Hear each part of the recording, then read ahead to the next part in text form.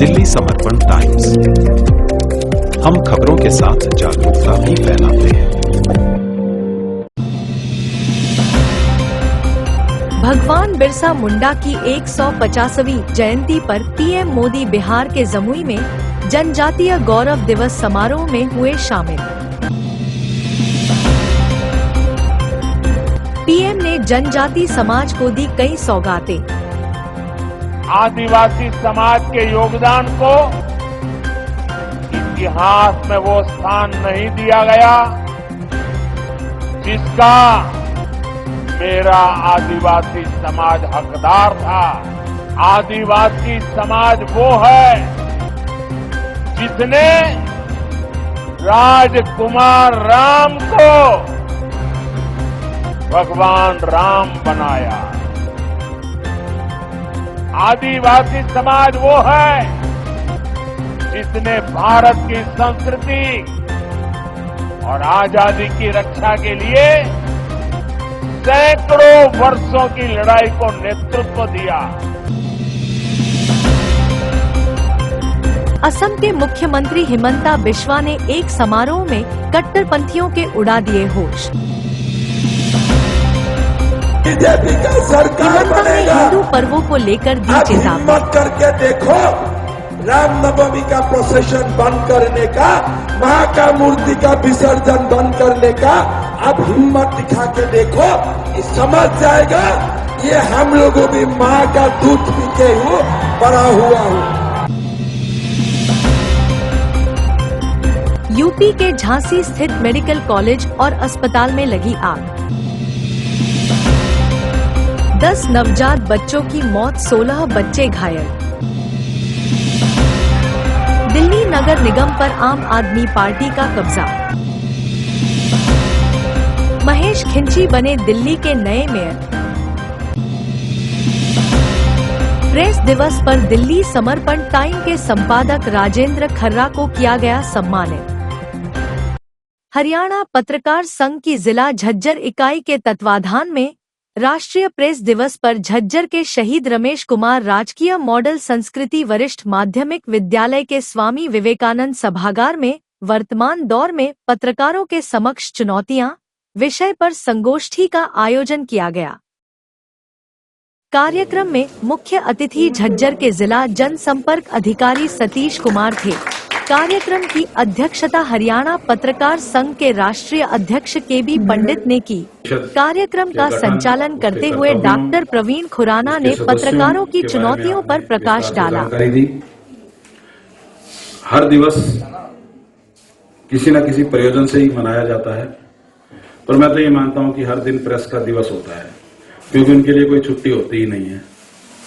उनके लिए भले ही अखबार की, चैनल की कोई छुट्टी हो, लेकिन उनके लिए फिर भी छुट्टी नहीं होती है, क्योंकि यहां तक कि खुद छुट्टी ले लेंगे तो भी डेस्क से फोन आ जाएगा, भाई इस खबर के लिए ये पक्ष चाहिए था। तो उनके लिए कभी छुट्टी होती नहीं है, उनके लिए रोज प्रेस दिवस होता है।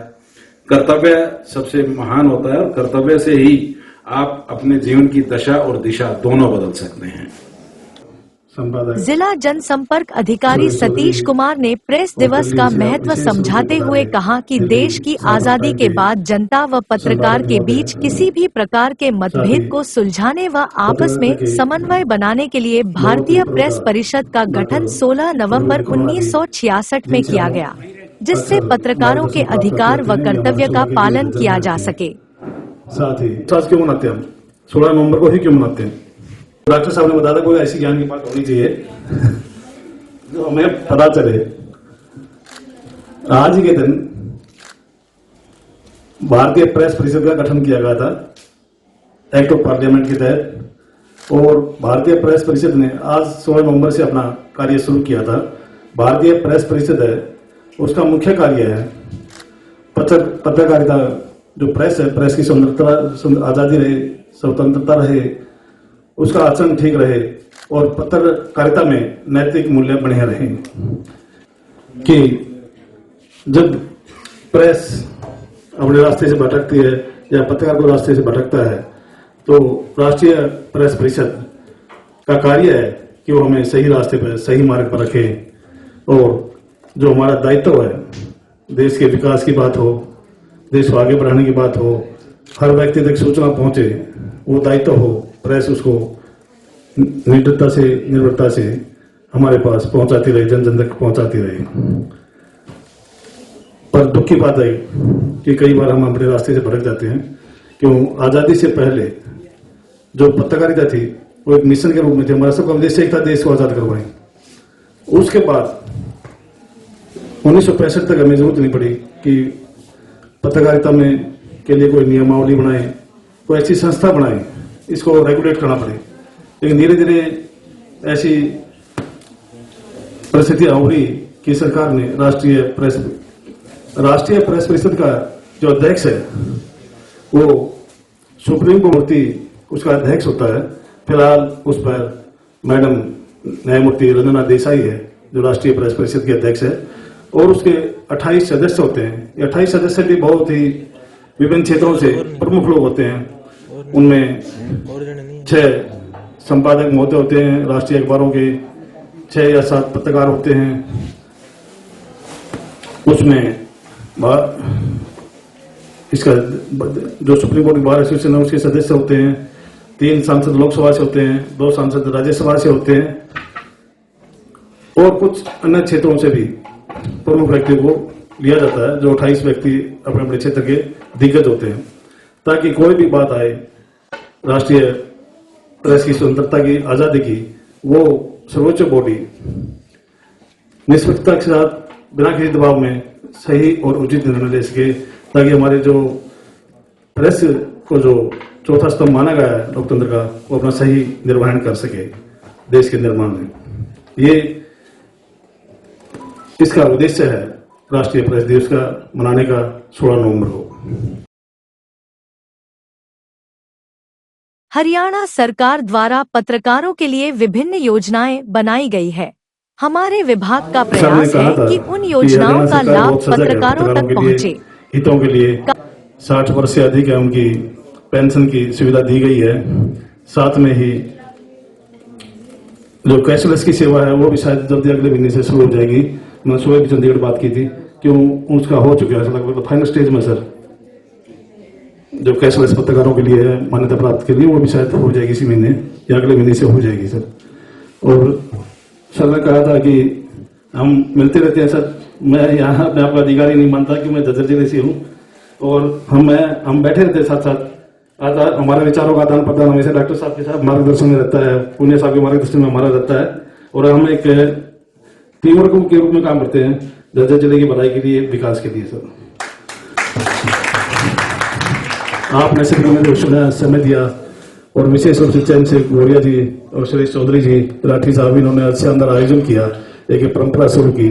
बहुत धन्यवाद, आभार। एक मैं बात और कह दूं, जो सोशल मीडिया की बात आई थी, देवाजी ने कही थी, सरकार ने यूट्यूब पर हो या कुछ भी बदलते परिदृश्य में सोशल मीडिया के लिए पॉलिसी बनाई है, पिछले साल आ चुकी है। जो साथी के उसमें कुछ क्राइटेरिया है, उस क्राइटेरिया से आप अपना रजिस्ट्रेशन करवाएं और सोशल मीडिया पॉलिसी का आप लाभ ले सकते हैं। धन्यवाद। कार्यक्रम की अध्यक्षता कर रहे के.बी. पंडित ने पत्रकारों के अधिकारों व कर्तव्यों पर प्रकाश डालते हुए उन्हें निष्पक्ष, सत्य व प्रमाणित खबरें ही दिखाने का संदेश दिया। उन्होंने कहा कि पिछले कुछ वर्षों से पत्रकारिता में अनेक बदलाव आए हैं। सोशल मीडिया ने पत्रकार की आवाज को और अधिक सशक्त बनाया है। बड़ा जाम होता वहाँ, कब जाम हुआ कब खुल गया पता ही नहीं चलता। गुड़गांव जाने के बाद घंटों रुके रहे और फिर खुला तो कुछ बंद नहीं पाए। तो आज ये 3 भागों में मैं बोलूंगा। नंबर 1 तो मैं पहले ये बता दूं, हरियाणा पत्रकार संघ क्यों बना और क्या कार्य उसके किए।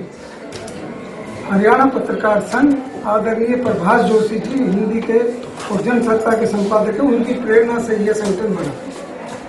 उन्होंने मुझे बुलाया एक दिन, मेरे से प्यार करते थे, स्नेह करते थे। उन्होंने, पंडित जी आप हिंदुस्तान हिंदी में विशेष संवाददाता हैं, बहुत बढ़िया सैलरी, उस समय सबसे बड़ी सैलरी नव भारत और हिंदुस्तान में मिलती थी, तो आपको हरियाणा में सेवा करनी चाहिए। मैं बोला जी मैं तो हरियाणा गया ही नहीं कभी। बोला जाओगे तो समस्या पता लगेगी। तो फिर हरियाणा पत्रकार संघ का निर्माण हुआ। उस निर्माण में मुझे जाकर फील्ड में जाकर देखा तो जो हम दिल्ली से देखते थे वो नहीं था नक्शा दूसरा। क्योंकि जब पत्रकार काम करता है तो अब तो बहुत कुछ है, सुविधाएं भी मिल जाती है। अब तो आजादी की लड़ाई में तो ये रहा, और पत्रकारों की कमी नहीं रही। जहां ये संपादक के लिए ये विज्ञापन छपता था, अब संपादक वो अप्लाई करे जो जेल जाने को तैयार है ब्रिटिश राज में, और जिन्हें ब्रिटिश राज के खिलाफ लिखना पड़ेगा, और लाइन लगी रहती थी, वहां कमी नहीं मिली, कम लोग आए। तो पत्रकारों की कुर्बानी, आजादी की लड़ाई, बहुत से लोगों को बड़े कष्ट सहने पड़े। हरियाणा में भी 1923 में पंडित श्री राम शर्मा ने पेपर निकाला था, ताउम्र निकालते रहे। उनका एक खुराना साहब, आपने बताना ध्यान रहेगा आपको, 1923 में उन्होंने ब्रिटिश झंडा उतार के कांग्रेस का झंडा लगा दिया था। फिर उनकी पिटाई हुई, 1922 जेल हुई फिर उनकी, और उन्होंने सबका सहे 9 साल जेल में रहे वो। तो मैंने उनका वो पीरियड देखा है, मैं उनके पास जाता था, मेरे राजनीतिक गुरु थे, क्योंकि बंसीलाल जी भी वहां आते थे, उनका सम्मान करते थे, देवीलाल जी भी उनका, और भजनलाल जी भी उनके पास आते थे। लेकिन उनका किसी से मोह नहीं रहा कभी, जो खरी बात कहनी है कहनी, जो लिखना है सो लिखना है। तो पत्रकार मोह करेगा तो नहीं लिख सकता, मेरा ये कहना है। मोह, पत्रकार का मोह नहीं होना चाहिए, संबंध तो हो अच्छे, क्योंकि राजनीतिक रिपोर्टिंग बिना नजदीक जाए मिल नहीं सकती जानकारी के। लेकिन आप राजनीति में अपनी न्यूज चिपकाने के लिए उसका विश्वास खो दोगे तो दोबारा से सोर्स खत्म हो जाएगा। ये पत्रकार को ध्यान रखना चाहिए। पॉलिटिशियन से संबंध तो रखो, पर एक डिस्टेंस से संबंध रखो, ये सीख जाओगे दिन कामयाब हो जाओगे। हमने भी संबंध रखे, नाम लिया यहाँ तो बंसीलाल जी का, लेकिन कभी हरियाणा पत्रकार संघ कोई आरोप नहीं लगा बंसीलाल की यूनियन। रामविलास शर्मा मेरे क्लासमेट थे, पिछले साल मंत्री थे, कभी आरोप नहीं लगा कि ये रामविलास शर्मा की यूनियन। पत्रकार को, पत्रकारिता के संगठन को बचा कर रखना पड़ेगा। अगर वो क्षमता उसमें नहीं है, एक चीज और बता दूं, हरियाणा पत्रकार संघ देश का पहला एकमात्र संगठन है जिन्होंने कभी सरकारी सहायता नहीं ली, और सरकारी सहायता नहीं लेने के बाद भी अभी तक हम पत्रकारों की 2.25 करोड़ की सहायता कर चुके हैं, जिसमें 2 पत्रकार तो अब मुझे याद है, सुषमा जी बैठे हैं, उनके डेथ हुई गोल्डन भारत के संपादक की, और 5 लाख रुपए उस समय हरियाणा पत्रकार संघ ने उनको दिए। और ये संतोष की बात है, संतोष ही कहूंगा, पैसे दे चुके थे हम, अगर इन्होंने उस पैसे का सदुपयोग किया और बच्चों को पढ़ाया लिखाया, स्थापित कर दिया। दूसरे पत्रकार उनको वो कैटेगरी में नहीं आते थे, क्योंकि एक्सीडेंटल बीमा योजना हमारी, और उसमें कई तरह के काम होते हैं, कई बार कागज पूरे नहीं होते आदमी के। क्योंकि आज के दिन पत्रकार जब फार्म भरता है और जब बीमे वाले मांगते हैं तो कहते हैं इसका पैन नंबर है, अपॉइंटमेंट लेटर है। कितने पत्रकार मिलेंगे जिनका अपॉइंटमेंट लेटर नहीं होगा? कितने पत्रकार मिलेंगे जिनका पैन नंबर नहीं? टैक्स भरते ही नहीं, तो पैन नंबर कहाँ से ले? जरूरत ही नहीं पड़ती उनको। तो ये पत्रकारों को चाहिए, जब भी आप पत्रकारिता करते हैं अपॉइंटमेंट लेटर निश्चित रूप से लें, नहीं तो आपके बाद जाने वालों को, आपके परिवार को सहायता मिलने में दिक्कत आ सकती है। ये बात मैं इसलिए कह रहा हूं, अब मैं ये रोज फेस करता हूं। एक पत्रकार की डेथ हो गई और वो केस बन के चला गया, जींद का अभी उस परिवार को 5 लाख का केस बना बड़ी मुश्किल में, 3-4 महीने लग गए। उसमें एक रिपोर्ट आनी थी कि भाई ये डूब के, उसमें लिखा था कि इसकी कार तालाब में, उसमें झोड़ में डूब गई और ये निकल ली जाए, दरवाजे बंद हो गए, इसमें डेथ हो गई। डॉक्टर ने पोस्टमार्टम रिपोर्ट सारी बढ़िया बना दी, आखिरी में लाइन लिख दी कि ये भी मालूम किया जाए कि इनकी डेथ डूबने से हुई है कि नहीं हुई। तो IFSL है, FSL हमारी सरकार की एक जांच एजेंसी है जो जहर के, मौत के, इनके कारणों का पता लगाने के लिए होती है। उसमें वो केस भेज दिया। FSL का हेड ऑफिस करनाल में ही है, मधुबन में। हम गए वहां, बोले जी अभी तो 2-2.5 साल लगेंगे, हमारे पास तो स्टाफ की कमी है और हम उस परिवार को जल्दी जल्दी सहायता देना चाहते हैं। उनका जरिया क्या हो? बोला जरिए है कि SP साहब लिखे कि ये इमीडिएट केस है, इस परिवार की सहायता होनी है और इस परिवार का जल्दी दिखाया जाए। उसमें भी SP की चिट्ठी लिखने के बाद भी और हमारे जोर लगाने के बाद भी 1.5 महीना और लग गया।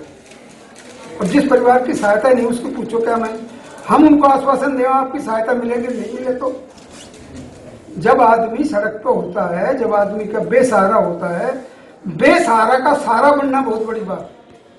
आज क्या होता है पत्रकारों में, एक जगह झगड़ा हो गया, उनका ये है आप फंसेगा। पत्रकार का दुश्मन दूसरे लोग कम है, पत्रकार ज्यादा है। की गड़गड़ाहट नहीं रोकनी चाहिए, तब बिना ताली के पत्रकार व हरियाणवी कलाकार देव कुमार देवा ने पत्रकारिता को कठिन राह बताते हुए कहा कि पत्रकार समाज को सही आईना दिखाने का सबसे सशक्त माध्यम है। सोशल मीडिया प्लेटफॉर्म ने व्यक्तिगत आवाज को भी सशक्त बनाया है, लेकिन इसके कारण कई चुनौतियां भी सामने आई हैं। उन्होंने कहा कि पत्रकारों को भाषा शैली पर पकड़ बनानी होगी और उसमें आदमी को थोड़ा उधर भी जाना पड़ता है। ये मैं शुद्ध सांस्कृतिक जो फिल्म कैसे देखेगी, चंद्रा और सासू बहू और जेठ देवर, उनके जिक्र जो हमारे गांव में होते हैं, ये तकरीबन 150-200 मिलियन इस गाने को खासकर महिला शक्ति ने, बेटियों ने नाच के, जहां भी कॉलेज स्कूल में प्रोग्राम में हुए, MDU वगैरह में जितने भी बड़े संस्थान है वहां प्रोग्राम हुए, तो इस गाने को संस्कृति से जोड़ के आप बच्चों ने और पेरेंट्स ने, अध्यापकों ने ये इतना बड़ा गाना कर दिया, 200 मिलियन के करीब पहुंचाया। आप सबका धन्यवाद। इसके अलावा बहुत से ऐसे गाने हैं जो संस्कृति से जुड़े हुए हैं, लेकिन एक कलाकार को मेरा कोई भी गाना जिसमें शब्द छोटा मोटा इधर उधर का हो जाए तो उसके लिए भी माफ कर दियो, क्योंकि पत्रकारिता में भी मैं किसी नेता का इंटरव्यू लेता था तो उस टाइम कहा था माफ कर दिए, कड़वा सवाल होगा, और वो कड़वा सवाल ऐसा होया करता, उसने मेरे तक पाटा छुटाना मुश्किल हो जाया करता, उसको मुश्किल हो जाया था, वो सीढ़ी पहुंच जा रहा था, भाई ले देगा छोड़ देगा, मका भाई देखी इस चीज ने नेताजी ये तो बन गया। तो इसलिए आप इतने मजबूत रहो कि नेता है, तंत्र है, वो आपके पीछे हो, आपको कभी भी अंदर डाल सके, यहां तक तैयारी रखो। आपके पीछे षड्यंत्र भी खड़े हो जाएं, डरते रहेंगे तो एसोसिएशन भी टूटेगी, कमजोर होंगे। तो इन लाइनों में फिर आना, मैं जाने से पहले फिर आप में कोशिश करूंगा। हो देश के ऊपर जान झोंक दे, जवान ऐसा चाहिए, और जज्बा और जज्बात भगत सिंह मान जैसा चाहिए। हो जज्बा और जज्बात भगत सिंह मान जैसा चाहिए।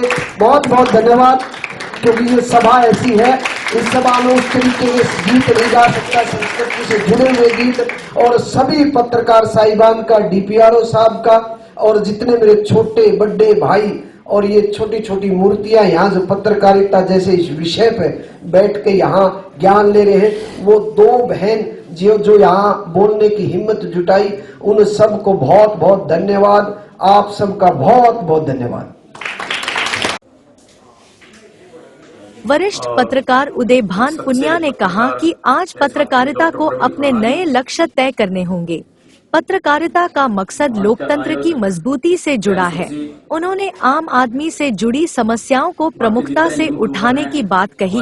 उन्होंने निष्पक्ष होकर समाज व देश हित में लेखनी पर जोर दिया। आए हुए हैं उन सबको, और जो बच्चे हैं विद्यालय के, सबको स्वागत करता हूँ आज प्रेस दिवस पर। सबको शुभकामनाएं देता हूँ। तरीके की चुनौतियां होती थी बहुत, हम भी सामना करते थे चुनौतियों का। आज के वक्त में और चुनौतियां हैं आपके सामने, लेकिन उन चुनौतियों का सामना करना पड़ता है। तभी सामना करना पड़ता है जब हम सच पर टिके रहेंगे, सच्चाई के साथ रहेंगे तो चुनौतियों का सामना हो जाएगा। बात है, ऐसी बहुत पुरानी बात है, प्रभुदास खड़ना वो थोड़े करप्ट थे, और मेरे शुरू से मुझे ये संस्कार मिले थे कि करप्शन के खिलाफ तुमने लिखना ही लिखना है, ऐसे कितनी मुसीबतें हैं। मैंने SDM के खिलाफ सारे सबूत इकट्ठा करके वो खबर बना दी। राजेंद्र खर्रा ने पत्रकारों को हर चुनौती का धैर्य, हिम्मत और विवेक का इस्तेमाल करते हुए सामना करने का संदेश दिया और निर्भयता के साथ निष्पक्ष खबरें प्रकाशित करने का आह्वान किया। अतिथि के रूप में शामिल TRO साहब, DPRO साहब, और पत्रकार के क्षेत्र में मैं थोड़ा सा यहाँ नया हूँ, इसलिए किसी का नाम ठीक से नहीं जानता, तो मैं मंच पे बैठे सभी अतिथियों को अभिनंदन करते हुए कहता हूँ। पत्रकारों के सामने जो चुनौतियाँ, जैसे कि पहले भी वक्ताओं ने कही है कि समय समय पर ही हैं, चुनौतियों का परिवर्तन होता है। समय के अनुसार चुनौतियों का परिवर्तन होता रहता है, हमारे सामने नई नई परिस्थितियां आती हैं। मैं केवल 2-3 विषयों पर एक बात रखूंगा। यदि आप सही मायने में सच्ची पत्रकारिता करते हैं तो आपका विश्वास क्षेत्र में, जनता में मजबूत होता है, और जब आपका विश्वास मजबूत हो जाता है तो खबरों पर विश्वास करने लग जाते हैं। जब आप झूठी खबरें छापोगे तो एक बार 2 बार छापने के बाद लोग आपके चैनल को भी देखना बंद कर देंगे, लोग आपके पत्र को भी पढ़ना बंद कर देंगे, और लोग आपके विश्वास करना भी बंद कर देंगे। और जहां तक मैं कहता हूं सच्चा पत्रकार है, अभी जैसे मेरे पूर्व वक्ताओं ने 2-3 ने कहा कि हमें छापते समय सोचना चाहिए। पत्रकार निडर होना चाहिए, पत्रकार सच्चा होना चाहिए, पत्रकार का नेतृत्व है बहुत सटीक होना चाहिए, उसको देखने के लिए जो है, समस्याओं को देखने के लिए। हम चलते हैं, फिरते हैं, कहीं जाते हैं, हमारे आसपास बहुत सारी समस्याएं होती हैं जिसकी अनदेखी करते हैं, लेकिन सही पत्रकार चलते चलते रास्ते में भी देखता है क्या हो रहा है और बहुत सबक लेता है। और सही पत्रकार जो है, कितनी कठिन परिस्थितियां हो, वो घबराता नहीं है, और धीरे धीरे उस पत्रकार अनुभव भी होता है, उसका धैर्य भी बढ़ता है, और उसकी समझ भी बढ़ती है, उसका विवेक भी बढ़ता है। मैं पर्सनल व्यक्तिगत कुछ बताना नहीं चाहूंगा, लेकिन फिर भी एक बात मैं जरूर कहना चाहूंगा कि स्थानीय जो निगम पार्षद था उसके खिलाफ मैंने एक अभियान छेड़ा। पेंशन घोटाला किया उसने। 722 पेंशनों में से 640 पेंशन फर्जी, और मामला इतना बढ़ा तो लोकायुक्त में उसकी सुनवाई की गई और 2,04,36,000 रुपया उससे राज्य से वसूलने का आदेश हो गया, और एफआईआर दर्ज करने के आदेश, और आज उसकी एफआईआर दर्ज है, जांच चल रही है। तो यदि हम सामाजिक कुरीतियां, भ्रष्टाचार और लापरवाही, प्रशासन अधिकारियों की लापरवाहियां को देखकर भी अनदेखी करेंगे तो हम सही मायने में पत्रकार नहीं है। पत्रकार वो होता है कि जो सामाजिक कुरीतियां हो, भ्रष्टाचार हो, प्रशासन की लापरवाही हो, उसको ठीक से समझे और पब्लिक के सामने रखे और समस्याओं को दूर भी कराए। आज चुनौतियां पत्रकारों के सामने बहुत सारी हैं। मैं हमारे डीपीआर साहब से एक अनुरोध करना चाहूंगा, खासकर झज्जर जिले के लिए। सरकार की बहुत सारी योजनाएं पत्रकारों के लिए यहां होंगी, यदि उसका प्रचार प्रसार ठीक से हो और पत्रकारों को कभी बुलाकर आप कहीं भी उसके रूप में उन पत्रकारों को मिलने वाली सुविधाएं, योजना के बारे में आप जानकारी दें और कैसे वो लाभान्वित हो, अगर ये व्यवस्था आप करें तो ये झज्जर जिले के पत्रकारों के लिए बहुत बड़ी एहसान भी होगा और उन्हें आगे बढ़ने का रास्ता भी होगा। तो मैं इसी बात पर अपनी बात को समाप्त करते, आप लोगों ने बुलाया, ये पत्रकार जो दिवस है इसके ऊपर सबको इकट्ठा किया और मुझे भी बोलने का अवसर दिया। धन्यवाद। जय हिंद, जय भारत। संगोष्ठी में प्राचार्य जोगेंद्र सिंह, डॉक्टर विजेंद्र रंगा, जितेंद्र दुबे, सुरेश चौधरी, अश्वनी कुमार सहित अनेक वक्ताओं ने पत्रकारों की चुनौतियों पर प्रकाश डाला।